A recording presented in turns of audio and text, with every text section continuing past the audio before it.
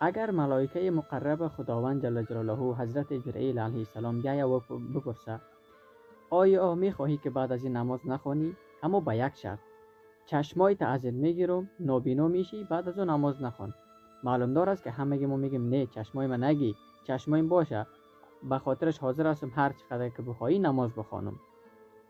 این چشما را که خداوند برای ما و شما داده این نعمت است. وقتی حاضر نیستیم این را از دست بدیم، پس شکرگزاری کردنش برای ما و شما لازم است.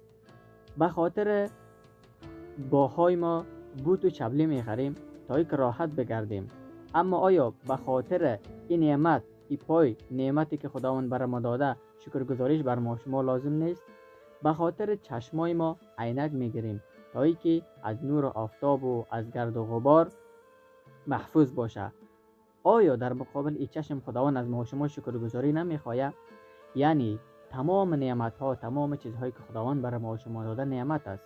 پس در مقابل هر نعمت خداوند از ما و شما شکرگزاری میخواهد.